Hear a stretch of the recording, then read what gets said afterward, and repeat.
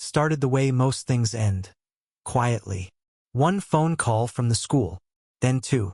By the third, I stopped flinching when I saw the number. I'd answer in the break room with bleach on my hands, a rag slung over my shoulder. I'd listen to the voice. Always someone new, always someone trained to sound soft but firm, and I'd nod like they could see me. Yes, I understand. Yes, we're working on it. Yes, I'll talk to him. The calls were never for something good. Noah wouldn't sit still. Noah shouted during reading time. Noah had scratched another student with a pencil. Not hard, not bleeding, but enough to raise eyebrows and whispers in the hallway. He was 7. A quiet 7. A strange 7. But I'd known that long before they had. At home, he'd line up canned vegetables on the kitchen floor. Not to play with them, just to see them. Labels out, sorted by color, spacing perfect. If I moved one, even by an inch, he'd know. His breath would catch, his face would tighten, and he'd crouch beside the displaced can like it had been injured. His therapist, the first of many, said he was sensitive to pattern disruption. I said, "He misses his mother." The therapist said nothing to that. Hannah didn't take the school calls anymore. After the 4th or 5th, she stopped answering unknown numbers altogether. Once, she gave them my cell instead and didn't tell me. I found out during a double shift when the manager shoved a cordless phone in my face while I was elbow deep in a fryer. "You got a kid or something?" he'd asked. I nodded, grease dripping down my arms. Something like that. The therapy bills outpaced the diner tips within weeks. $55 per session if we paid cash. $70 if they had to file insurance. I told them we'd handle it privately. Pride. Or maybe shame. There's not much difference when you're broke and pretending you're not. Noah didn't cry much, but he flinched at sudden noises. When a door slammed too hard or a plate hit the counter wrong, he'd dive under the table, fingers in his ears. Sometimes he'd hum to drown it out. Sometimes he'd count. 4, 5, 6, 7. That was his armor. Counting. The numbers gave him something to hold. I learned his rhythms. When to speak. When to keep my voice low. When to keep the lights dim. When to let him wear the same hoodie 5 days in a row because it felt right. The house wasn't quiet, but it was careful. Hannah wasn't built for careful. She was born loud. Laughter that filled restaurants. Footsteps that made stairs creak even when she was barefoot. When we first met, I thought it meant she was confident. Strong. The kind of woman who didn't apologize for taking up space. Now I think she was just used to being the main character. She'd call Noah difficult when she thought I couldn't hear. She'd say it under her breath while folding laundry or while wiping down the counter after dinner. One night, she came home late, smelling like hotel soap and gas station wine. She dropped her purse on the table and said, "I feel like I'm drowning in that house." I looked up from the couch. "Then help me swim." She didn't answer, just went to bed and locked the door. After that, it changed. Not all at once, but in pieces. She stopped eating with us. Started sleeping in on Saturdays even when Noah had therapy. The fridge stayed empty longer. Her phone stayed face down longer. She got jumpy when I mentioned her name in meetings with the school. Said I made her look like a bad mom. I didn't argue, because arguing meant yelling, and yelling meant Noah under the table, counting faster, tighter, like he could count his way into another world. Instead, I handled it. I picked up extra shifts. Sold the toolbox my father left me just to cover one of the therapy payments. Bought Noah noise-canceling headphones when the school said he couldn't function during assemblies. I cooked his meals, washed his clothes, watched his shoulders hunch when he walked into classrooms like they were war zones. And Hannah kept fading. It wasn't a breakdown. It wasn't dramatic. It was smaller than that. Quieter. Like watching a painting slowly lose its color until all that's left is the canvas. Then came the night she left. I was folding towels. Noah was asleep, curled on the couch under the weighted blanket I had saved 3 paychecks to buy. The clock read 9:14. I remember that because the dryer had just buzzed and I'd cursed under my breath at the noise. She came down the stairs with a bag slung over her shoulder. One of the nice ones. Not the old duffel, but the kind you don't bring unless you plan on not coming back. I can't live like this, she said. Not a scream, not a sob, just a sentence. I waited for more. An explanation, a lie, anything. But she walked to the door, paused with her hand on the knob, and added, "It's too much. He's too much. I didn't sign up for this." Then she left. The door shut behind her with a soft click. I didn't chase her. I didn't speak. I sat on the floor next to a stack of towels and listened to the silence she left behind. It didn't feel empty. Felt final. Noah stirred once in his sleep. Whispered, "Mom." I whispered back, "She's not here." He nodded in his sleep and pulled the blanket tighter. And that was it. She disappeared from our lives in Spokane that night. No note, no call, no forwarding address. Just a name that kept showing up in forms, in medical paperwork, in school documents. Always there, never reachable. I stayed. I learned how to braid hair when Noah grew his out and refused to cut it. I learned how to apply for state assistance without looking desperate. I learned how to tell teachers, "We're doing our best," and mean it even when I wasn't sure what our best was anymore. I worked the morning shift at the diner and the evening hauling furniture for a moving company run by a guy named Rico who paid in cash and never asked questions. My back ached every night. My knees gave out once on a stairwell and I just laid there, wheezing, thinking, this is what a father looks like. And through it all, I didn't erase her. I kept her picture in Noah's room. I didn't block her number, even though it never rang. When he asked where she was, I said the same thing every time. I don't know.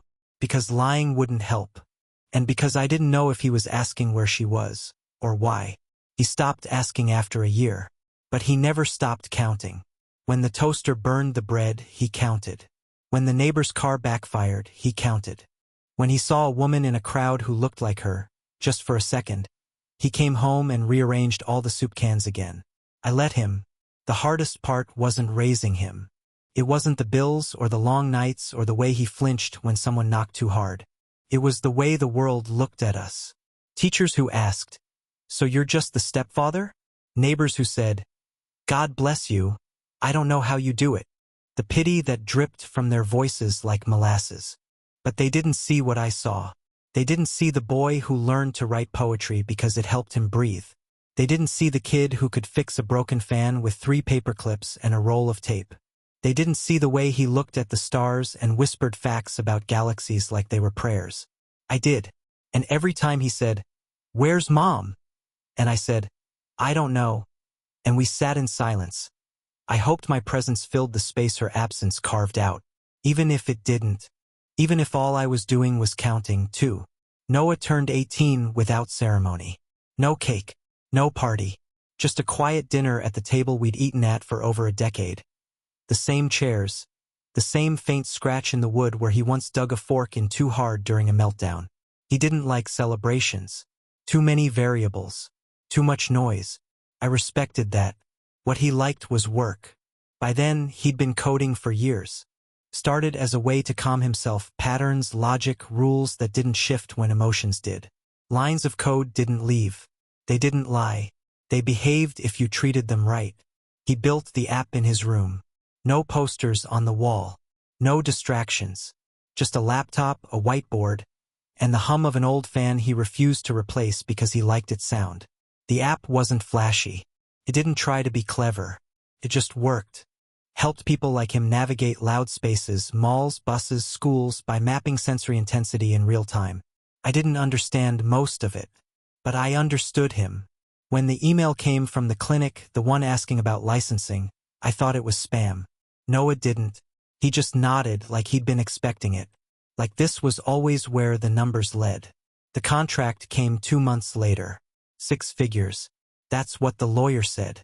I had to sit down when he said it out loud. I'd spent years measuring life in $20 bills and overdue notices. Now there were commas where panic used to be. We didn't celebrate. Noah just said, "This helps people." And that was enough. A week later, Hannah came back. 11 years. That's how long it had been since the door clicked shut behind her. No calls. No birthday cards. No forwarding address. Just absence stretched thin over time. She showed up on a Tuesday afternoon. I remember because I was off that day, fixing a cabinet hinge. When I opened the door, I didn't recognize her right away. Same face, adjusted, softer hair, better clothes, the kind of woman who hadn't missed meals. She smiled like nothing had happened. "We're still a family," she said. I didn't argue. I didn't raise my voice. I handed her an envelope already prepared and closed the door. Inside was a letter from my lawyer. Clear, polite, final. A week later, she came back with an attorney. That's when I knew this wasn't about regret. It was about value. The hearing was scheduled in King County. I wore the same suit I'd worn to my father's funeral. Noah wore a gray sweater. No logos. No distractions. The courtroom was fuller than I expected. People always show up when there's money in the air. Hannah looked perfect. Modest sweater. Hair pulled back just enough. Voice calibrated, soft, trembling, practiced. Her lawyer spoke of struggle, of fear, of a mother who had stepped away temporarily, but never stopped loving her son. I kept my hands folded, silent, still. I remembered nights in Spokane. Noah counting, me counting odds, her absence echoing in the walls. When Noah stood, the room shifted. He didn't look angry. He never did. He just carried a folder. Thick, organized, labeled. "I didn't collect this out of anger," he said. "I did it because truth needs precision." Emails, text logs, voicemails, years of them. Her words, her silences, her choices. "Please don't call me. I can't handle this. You chose this, Luke." Line by line, nail by nail. Her lawyer tried to interrupt. The judge raised a hand. "Let him continue." Hannah didn't cry. She didn't deny it either. When asked if she disputed the authenticity, she whispered, "No." That was it. The petition was denied. Costs assigned. Silence restored. Outside, Seattle air felt clean, like rain after something rotten. She passed us without a word. Heels clicking. No apology. No goodbye. We sat on a bench by the bus stop. I asked, "You okay?" Noah nodded. "Now it's where it belongs." And for the first time, I believed him. The judge asked if the records were authentic. Hannah didn't even look up when she said, "No." Not loud, not trembling, just quiet, like someone reading the terms of their own erasure and not recognizing the language. It wasn't victory. It wasn't even justice. It was precision. That's what Noah had always needed. Rules, facts, the exactness of things. Where the world blurred, he had built structure. He had taken her absence, year after year, and turned it into a ledger. I never asked him to. I never once said, "Prove what she did." But he had. Silently, without spite. He had screenshots of text chains going back to middle school. Voicemails time-stamped during Christmases she missed. Emails where she apologized for not being ready, for needing space, for hoping he was okay, but never asking if he needed help. One message was 4 years old. She'd sent it on his birthday. It said, "I hope someday we'll understand each other again." He never responded. He told the judge that too. I didn't answer, because I didn't know who she was. Hannah didn't look up once. Her lawyer sat like a man realizing he had been handed a sealed tomb and told to build a house with it. When the ruling came down, denial of petition, partial legal fees assigned to her, no access to Noah's trust. She blinked. That was it. A single blink. Then she stood and walked out, her heels tapping on the tile like punctuation marks. Not once did she turn around. Noah didn't watch her leave. He was already packing up the folder. Calm. Controlled. I wanted to reach over. To say something. "Proud of you. You didn't have to do this. I'm sorry it came to this." But I didn't. He didn't need words. He needed silence, the kind that didn't collapse under its own weight. Outside, the sky hung low and heavy with post-rain light. Seattle always looked cleaner after a storm. The courthouse sat quiet behind us, its windows catching the gray like old glass catching fire. We didn't talk for a while. Then he said, "She didn't lie well. That's what bothered me most." I didn't know what to say to that, so I just nodded. She said she left to take care of herself. But she didn't. She just stopped showing up. And then came back when she thought I was worth something. It wasn't anger. He didn't spit it. He didn't snarl. It was just truth. Raw and exact. People who lie like that, he continued. They think time is forgiveness. But it's not. Time just writes things down. We walked down to the bus stop. Sat on the bench like we'd done 100 times before, waiting for rides to school, to therapy, to the clinic. The same bench where he once cried after a girl said he was broken. He didn't cry now. He just looked older than his age. I kept her voicemails because I didn't trust memory, he said. I nodded again. Memory is emotional. Evidence isn't. I wanted to say something to bridge the space between a father and a son, even if by blood we weren't either. But I had nothing to offer him that he didn't already carry. She'll try again, I said finally. Not soon, but eventually. He didn't argue. And when she does? I won't answer, he said. That's not revenge. It's a boundary. We sat in silence again. Not the painful kind. The knowing kind. The kind that fills a space like smoke after a match is struck and left to burn itself out. That night he went to bed early. Didn't say much. Just nodded when I asked if he wanted dinner. He heated something himself and ate standing up in the kitchen like I used to do during the years Hannah disappeared. I watched him, tall, quiet, precise, and wondered what kind of man he was becoming. Not just a survivor. Not just a kid who made it through the noise. But something else. Something sharper. Someone who learned how to chart the world by where people failed to show up. I poured myself a drink. Sat by the window. Rain tapped the glass like it always had, soft, inconsistent, almost tender. I looked at my reflection and saw a face older than I remembered. Tired. Hollow in some places, but steady. She came back for the value. Not for the child. Not for the man who raised him. Not for the meals or the therapy or the homework done at midnight on a kitchen table sticky with syrup and overdue bills.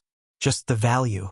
And when the court refused her that, when Noah stood and proved what absence really looked like, she had nothing left to ask for.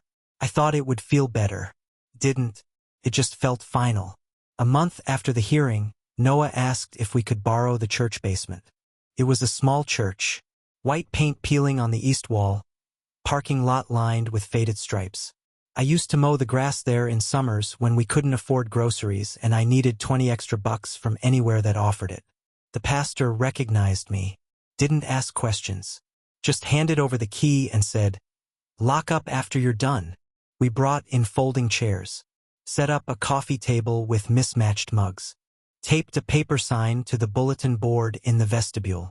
For kids who count. For parents who don't quit. 6 people came that first night. 3 kids, 2 mothers, and a man who looked like he'd aged 10 years in the span of one. Everyone sat awkwardly, unsure if this was a support group or a mistake. Noah stood in front of them and said, "There's no form to this. Just talk if you want to.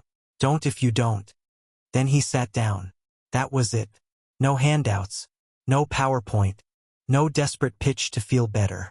Just space. The next week, 15 people showed up. Someone brought donuts. Someone else made copies of a local therapy guide and passed it around. One girl, barely 13, said she wished her dad understood why she counted. Her mom wept so quietly it sounded like rain hitting the tile. Noah didn't cry. He never did. But he reached across the table and handed the girl his old headphones. She clutched them like they were made of gold. After that, it grew. He used part of the licensing money, not the trust, not the locked account Hannah tried to touch, to start a local fund. Small at first. Quiet. Just enough to help a family afford a private specialist, or buy sensory tools without a fight from insurance, or keep a light bill paid during a hard month. Someone asked him once, "Why not go national?" He didn't hesitate. "Because this is my town," he said. It's enough. That word, enough, stuck with me, because I hadn't felt it in years. Not during the double shifts. Not during the late-night IEP meetings. Not when Hannah left. Not when she came back. Not even when the court sided with us. Enough had been missing from my life for so long that I forgot what it looked like. But I saw it in him. He walked lighter now, still quiet, still strange in his beautiful, rigid way, but lighter, like something inside him had clicked into place, like the ledger he'd carried for years had finally balanced. One night we locked up the church late. Rain had fallen again.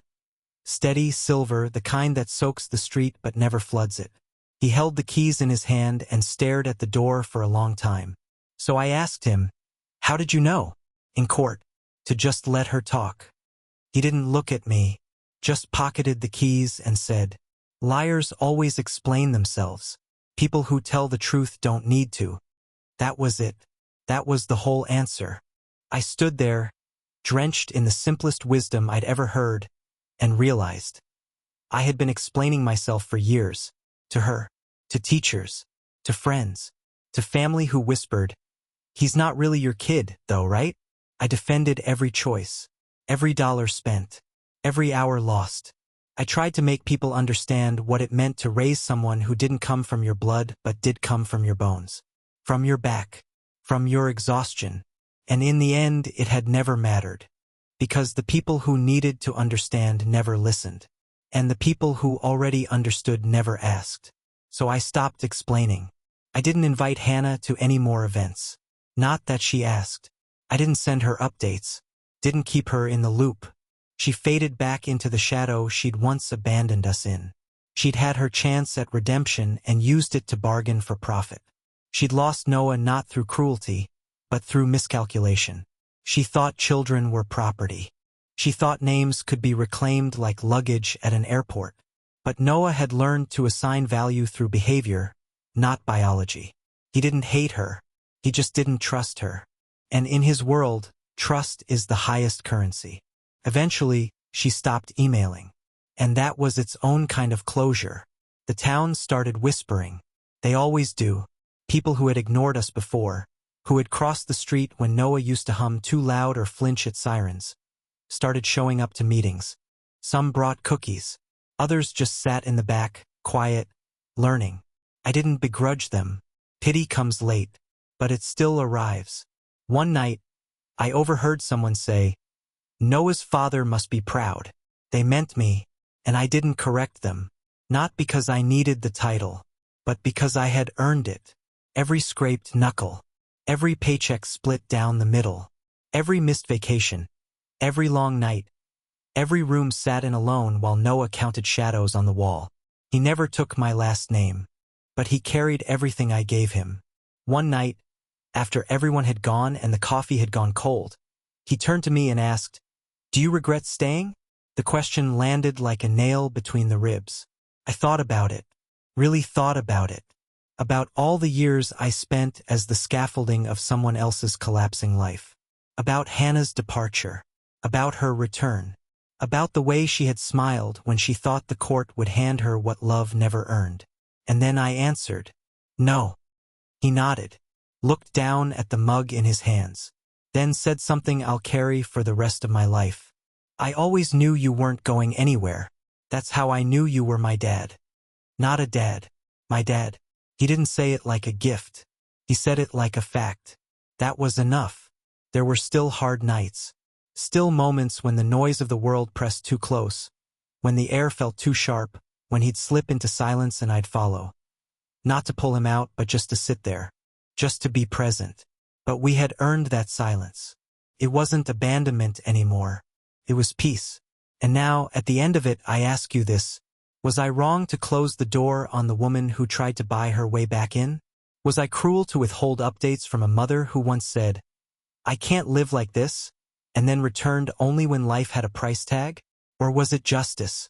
Because love is not a revolving door, and children are not investments that mature with age. She vanished when it was hard. I stayed when it was harder, and I didn't do it for a title. I did it for a boy who counted his way through grief and built something bigger than anything I could have imagined. So tell me, not out of sentiment, but out of truth, who would you call the real parent? And if you'd been in my place, would you have let her back in? Or would you have locked the door, too?